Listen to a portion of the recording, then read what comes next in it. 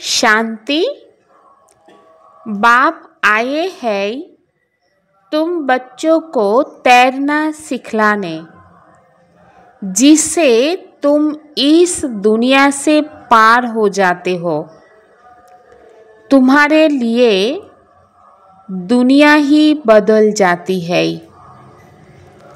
बाबा এসেছেন তোমরা যে বাচ্চা তোমাদের সাঁতার শেখাতে, যাতে তোমরা এই দুনিয়া থেকে পার হয়ে যেতে পারো। তোমাদের জন্য दुनियाई बदले जाबे। जो बाप के मददगार बनते हैं उन्हें मदद के रिटर्न में क्या प्राप्त होता है? जे आत्मारा এই সময় অর্থাৎ সঙ্গম যুগে বাবার মদদগার হয় অর্থাৎ সহযোগী হয়, तो इस सहयोगेर कारणे रिटर्ने की प्राप्त হয়? जो बच्चे अभी बाप के मददगार बनते हैं उन्हें बाप ऐसा बना देते हैं जो आधा कल्प कोई की मदद लेने व राय लेने की दरकार ही नहीं रहती है। तो कितना बड़ा बाप है। कहते हैं बच्चे तुम मेरे मददगार नहीं होते तो हम सर की स्थापना कैसे करते?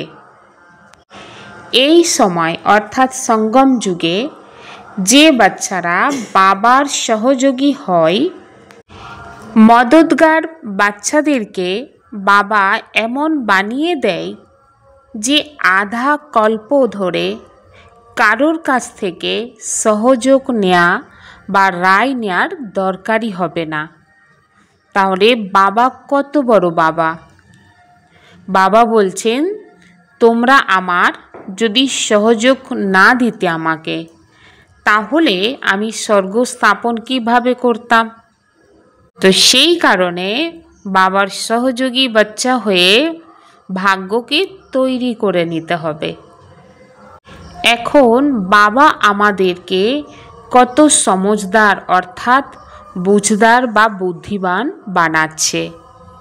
কেউ যদি আইসিএস এর পরীক্ষায় পাস করে তাহলে মানব কি ভাবে যে অনেক বড় পরীক্ষায় পাস করেছে।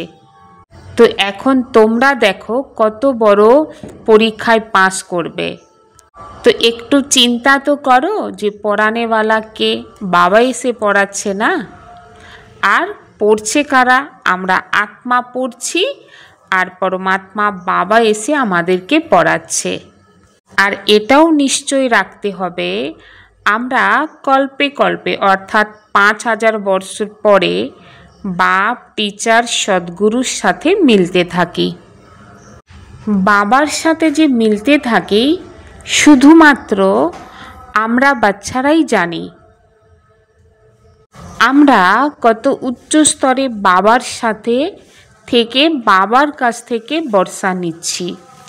টিচার বর্ষা দেয় না পড়িয়ে, তো পরমাত্মা বাবা টিচার হিসাবে আমাদের জীবনে এসে আমাদেরকে পড়িয়ে আমাদের জীবনকেই বদলে দেয়, দুনিয়াকেও বদলে দেয়। নতুন দুনিয়াতে রাজ্য করার জন্য। দুনিয়াতে মানব যে ভক্তি করেছে, মহিমা করেছে, বাবারই মহিমা করেছে, বাবার ভক্তি করেছে। আর এই বাবার মাধ্যমে আমরা বাবার কাছ থেকেই বর্ষা পাচ্ছি অর্থাৎ সম্পদ পাচ্ছি। বাবাকে আসতে হয় এই পুরানো দুনিয়াকে বদলে নতুন দুনিয়া বানানোর জন্য। ব্রহ্মার মাধ্যমে নতুন দুনিয়া স্থাপনা হচ্ছে। তো অবশ্যই ব্রহ্মা মুখ বংশাবলী ব্রাহ্মণ আর ব্রাহ্মণীর দরকার।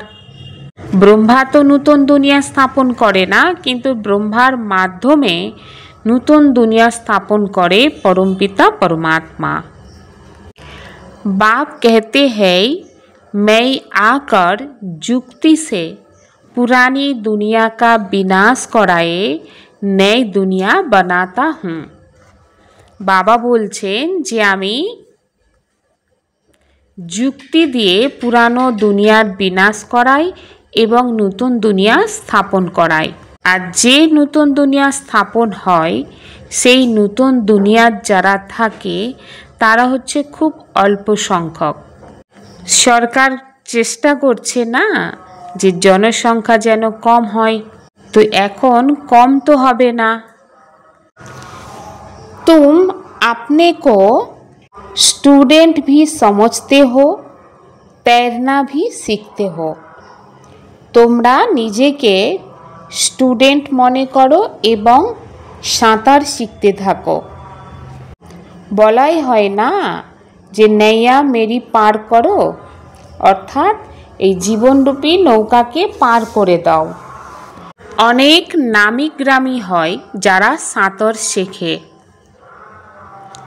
এখন তোমাদের সাঁতার দেখো কেমন, একদম ওপরে চলে যাও সাঁতার কেটে, ফিরে এখানে চলে আসো, এখানে অর্থাৎ সত্যযুগে। তোমরা জানো যে আমরা আত্মারা আমাদের নিজের ঘরে চলে যাব, যেখানে চন্দ্র সূর্য গ্রহ তারার আলো পর্যন্ত পৌঁছায় না। तुम आत्माएं कितना माइल्स ऊपर में जाते हो, वह तो स्थूल वस्तु है जिसकी गिनती करते हैं, तुम्हारा तो अनगिनत है। তোমরা আত্মারা কত মাইল উপরে চলে যাও, বাকি যে জিনিস উপরে যায় সে তো স্থূল বস্তু যার গুনতি করা হয়, আর তোমাদের হচ্ছে অনগিনত। मनुष्य मुक्ति धाम में भगवान से मिलने की कोशिश करते हैं, अनेक प्रकार के प्रयत्न करते। मानव मुक्ति धामे गিয়ে ভগবানের সাথে মেলার জন্য প্রচেষ্টা করে, অনেক প্রকারের প্রযত্ন করে। কেউ বলে আমি জ্যোতির সাথে গিয়ে মিশে যাব, আবার কেউ বলে মুক্তি ধামে চলে যাব। मुक्ति धाम का किसको पता नहीं है। मानव तो बोले चले जाबो, किंतु मुक्ति धाम में सम्बन्धे कारो जाना नहीं। তোমরা বাচ্চারা জানো যে বাবা এসেছেন আমাদেরকে ঘরে নিয়ে যেতে, আর তার জন্য বাবা আমাদেরকে ঘরে নিয়ে যাওয়ার উপযুক্ত বানাচ্ছে। তো উপযুক্ত মানে, কারণ আত্মা যখন পরম ধামে থাকে বা সত্যযুগে আসে তখন আত্মা সম্পূর্ণ পবিত্র, দৈবিক গুণ সম্পন্ন, সুখ শান্তি, অর্থাৎ এক কথায় বলা যেতে পারে 16 কলা সম্পূর্ণ, মর্যাদা পুরুষোত্তম, ডবল অহিংসক থাকে, সম্পূর্ণ আর সম্পন্নতা থাকে। সেই তুলনায় আত্মা এই যে সৃষ্টিতে আছে ভালোর দিক থেকে সম্পূর্ণ খালি হয়ে গিয়েছে, এবং যেটা মন্দ বা খারাপ বা অবগুণ সেই দিক থেকে আত্মা পরিপূর্ণতা লাভ করে আছে। কিন্তু এই খারাপ নিয়ে তো আত্মা কখনো পরমধামে প্রবেশ করতে পারবে না। তার জন্য বাবা আমাদেরকে প্রতিদিন জ্ঞান আর যোগ শেখাচ্ছেন। এই জ্ঞানের আধারে আত্মা যখন পরমাত্মা বাবার সাথে যোগ লাগায়, আত্মার জন্ম জন্মান্তরের বিকর্ম, জন্ম জন্মান্তর বলতে কত জন্মের, 63 জন্মের যে বিকর্ম, সেই বিকর্ম বিনাশ হয়ে যায়, তখন আত্মা পবিত্র হয়। তো এইভাবে পবিত্র বানানো মানে উপযুক্ত করে তোলা। আর সম্পূর্ণ পবিত্র হওয়ার জন্য আত্মা আধা কল্প ধরে পুরুষার্থ করে এসেছে, অথচ পবিত্র হতেই পারেনি। আর না তো কোনো আত্মা জ্যোতির সাথে গিয়ে মুক্তিধামে যেতে পেরেছে বা মোক্ষ লাভ করেছে, না আত্মা পরমাত্মার সাথে গিয়ে মিশে গিয়েছে, যেটা আধা কল্প ধরে মানব পুরুষার্থ করে চলেছে। তো তাহলে যা কিছু পুরুষার্থ বা প্রচেষ্টা করে চলেছে সেটা ব্যর্থ। এখন তোমরা ব্রাহ্মণকুল ভূষণ আত্মারা তোমাদের পুরুষার্থ সত্য এবং সিদ্ধ হতে থাকছে।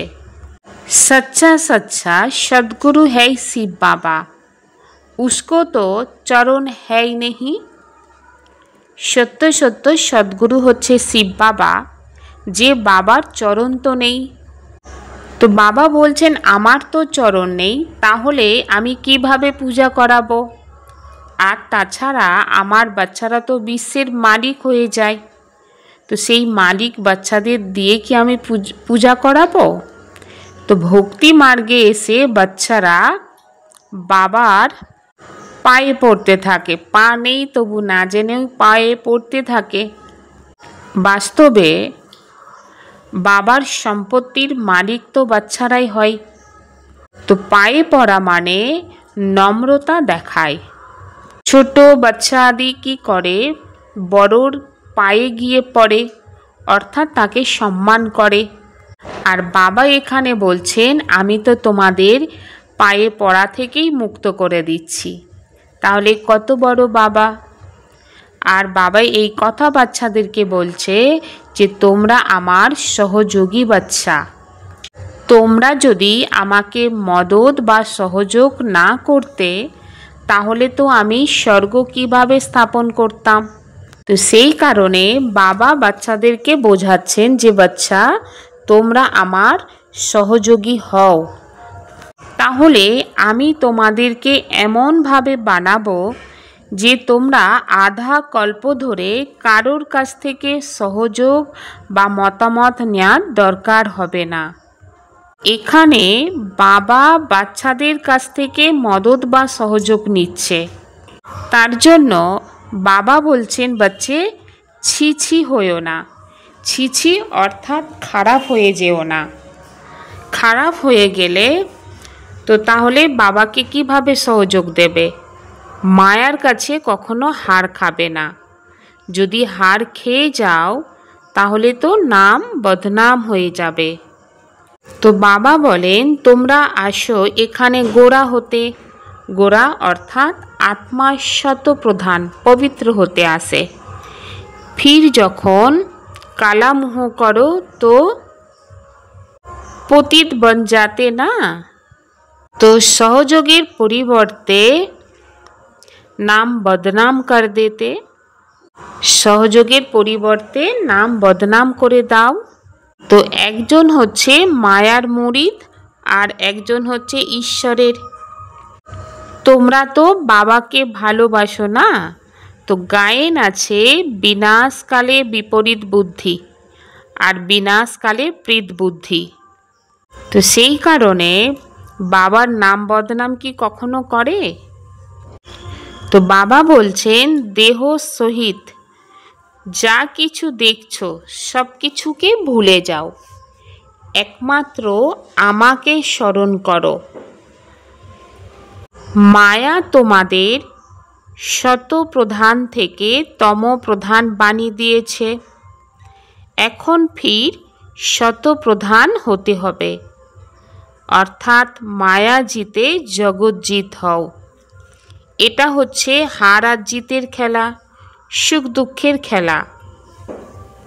अब तुम बच्चों को ऐसा लक्ष्मी नारायण बनना है, वहाँ पर घर घर में दीपमाला रहती, सबकी जोत जग जाती है।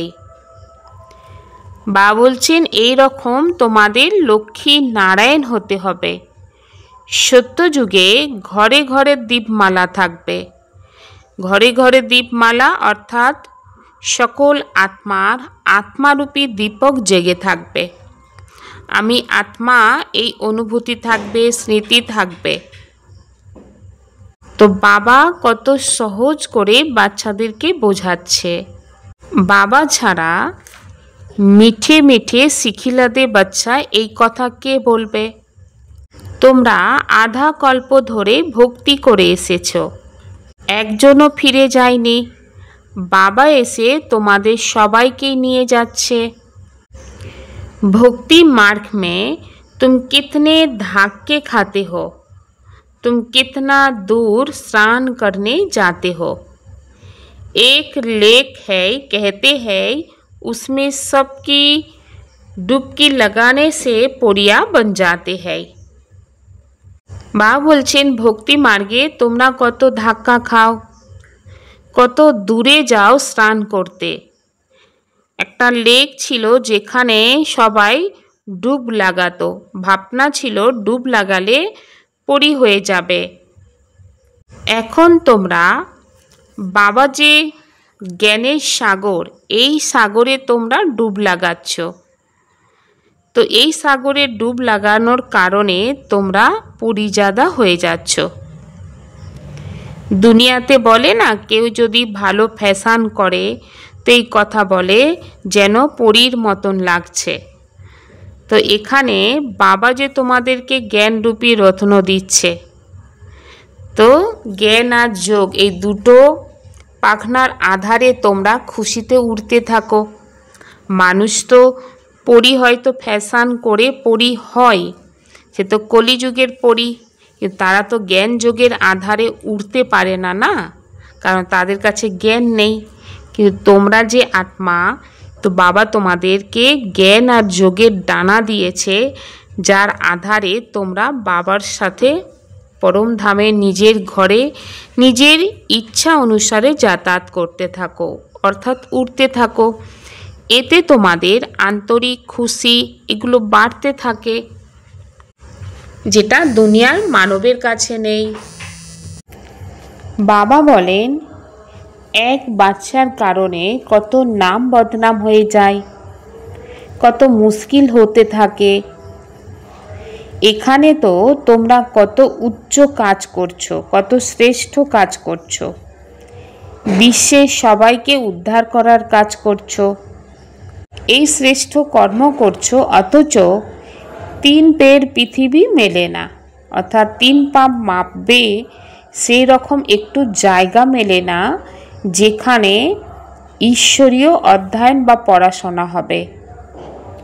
তোমরা বাচ্চারা, तुम बच्चे किसी का घर बार तो छुड़ाते नहीं हो, तुम तो राजाओं को भी कहते हो तुम डबल सिरताज थे, अब पुजारी बन पड़े हो। বলছেন তোমরা বাচ্চারা কারোর ঘরবার তো ছাড়াও না, তোমরা তো রাজাদের কাছে গিয়ে বলো যে তোমরা ডবল সিরতাজ, মাথার মুকুট ছিল, এখন তো পূজারি হয়ে গিয়েছো। কিন্তু মানব না জানার কারণে অনেকে ভয় পায়। হয়তো একজন জ্ঞানে চলে তো বাড়ির লোক জিনিসটাকে শুনতেও চায় না, ভালো করে বোঝার চেষ্টাও করে না, তো ভাবে যে হয়তো ঘরবার ছেড়ে দেবে, তো অশান্তি শুরু করে দেয়। কিন্তু যদি ভালো করে জিনিসটাকে শোনে বা বিষয়টাকে বোঝার চেষ্টা করে, তাহলে মানসিকতার পরিবর্তন হয়। বাবাকে গরিব নিবাজ বলা হয়। ভারত কত গরিব, আর তোমরা মায়েরা কত গরিব। যারা সাহুকার বা ধনী তারা তো এই জ্ঞানকে উঠাতেই পারবে না। গরিব অবলা মাতারাই যারা অত্যাচার সহ্য করে ঈশ্বরীয় সেবাতে সহযোগ দেয়, নিজের ভাগ্য তৈরি করে নেয়। সবাইকেই শোনাও দুনিয়া বদলাচ্ছে, বাবা এসে বর্ষা দিচ্ছে, কল্পে কল্পে যেভাবে দিয়েছে। বিচার সাগর মন্থন করো কিভাবে তোমরা সেবা করবে এবং সময়কেও সফল করবে। बाप से पूरी पूरी प्रीत रख, मददगार बनना है, माया से हार खाकर कभी नाम बदनाम नहीं करना है। বাবার সাথে পুরোপুরি প্রীত রেখে মদতগার হতে হবে, মায়ার কাছে হার খেয়ে কখনো নাম বদনাম করবে না। পুরুষার্থ করতে হবে, দেহ সহিত যা কিছু দেখছি সব ভুলে যেতে হবে। अंदर में खुशी रहे कि हम अभी शांति धाम सुख धाम में जाते हैं। ভেতরে যেন খুশি থাকে, এখন আমরা শান্তিধাম সুখধামে যাচ্ছি, কারণ বাবা হচ্ছে আমাদের বিশ্বস্ত টিচার না, তো বাবা ঘরে নিয়ে যাওয়ার জন্য এসেছে। আমাকে লায়ক সপুত বাচ্চা হতে হবে, কপুত হলে চলবে না। हर संकल्प, समय, वृत्ति और कर्म द्वारा सेवा करने वाले निरंतर सेवाधारी भव। प्रतिटा संकल्प, समय और मानसिक चिंता एवं कर्मेर माध्यमे सेवा करबे तो निरंतर सेवाधारी हओ। जेमन बाबा के अति प्यारा लागे, बाबा छाड़ाई जीवन नय, এই রকম ভাবতে হবে আমার জীবনে সেবা ছাড়াই জীবন নয়। এর জন্য নিরন্তর যোগী হওয়ার সাথে সাথে নিরন্তর সেবাধারী হতে হবে। ঘুমাতে যাওয়ার পরেও সেবা হবে। ঘুমানোর সময় যদি তোমাকে কেউ দেখে তো তোমার চেহারার মাধ্যমে শান্তি, আনন্দের ভাইব্রেশন অনুভব করবে। প্রতিটা কর্ম ইন্দ্রিয়ের মাধ্যমে বাবার স্মরণের স্মৃতি মনে করিয়ে দেবে। এইভাবেই সেবা করবে। নিজের পাওয়ারফুল বৃত্তির মাধ্যমে ভাইব্রেশন ফেলাবে। কর্মের মাধ্যমে কর্মযোগীর ভবের বরদান দেবে। তো প্রতিটা কদমে পদমের কামাই জমা করতে থাকো, তবেই বলবে निरंतर सेवाधारी अर्थात सर्विसेबल बच्चा। अपनी रूहानी पर्सनालिटी को स्मृति में रखो तो माया जीत बन जाएंगे। तो बाबा बोलें तुम्हादेर आत्मिक पार्सोनालिटी स्मृतिर मध्य रेखे दाओ, ताहले माया जीत हये जाबे। निजेके और सबाइर प्रति मनसा माध्यमे योगेर शक्ति के प्रयोग करते हबे। जेमन बाणी दिए प्रैक्टिकल सेवा करते करते बाणी शक्तिशाली हये गियेछे। जेमन बाणी दिए सेवा करते करते बाणी शक्तिशाली हये गियेछे, ठीक এইভাবে শান্তি শক্তির অভ্যাসী হয়ে যাও। সময় যত এগিয়ে আসবে তখন বাণী আর স্থূল সাধনের মাধ্যমে সেবা করার সময় মিলবে না। ঠিক এই রকম সময়ে শান্তি শক্তির সাধন দরকার হবে। কেননা যে আত্মা যতখানি মহান শক্তিশালী হবে সে অতি সূক্ষ্ম হতে থাকে। বাণীর থেকে শুদ্ধ সংকল্প সূক্ষ্ম হয়, মানে সূক্ষ্ম হয়। সেই জন্য সূক্ষ্মের প্রভাব শক্তিশালী হয়। ওম শান্তি।